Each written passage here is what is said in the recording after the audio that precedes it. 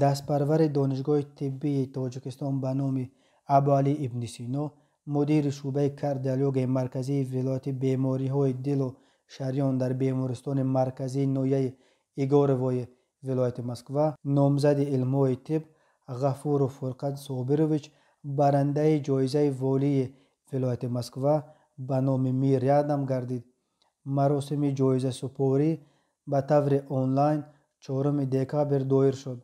این مراسم را یکی از مشهورترین مجریان روسیه ایوان اورگاند گردانندگی میکرد و طبیبانی را که صاحب جایزه شدند شخصا خود والی ولایت مسکو اندری ورابیوف استقبال میکرد و تبریک میگفت.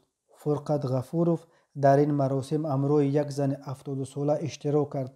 این زن قصه کرد که محض با شرافت دست سبک غفوروف دوباره به پا خیسته است.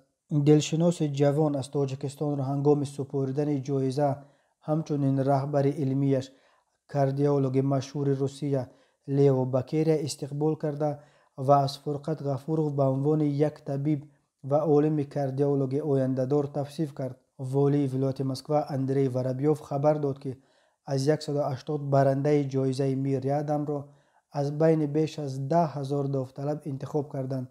فرقت غفوروف یگانه نماینده بیمارستان مرکزی ایگوروفسک بود که سزاوار این جایزه شد.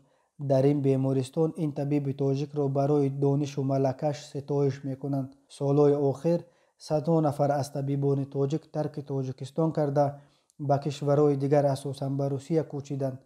مقامات روسیه به این کشور کوچیدن متخصصان بلند تخصص به ویژه طبیبان را تشویق میکند، ولی برای کشورهای مثل تاجیکستان ترک کشور کردن هر چنین متخصص تلفات سنگین است، بخصوص به ساحه طب کشور که به این هم از کمبودی طبیبان ورزیده رنج میکشد.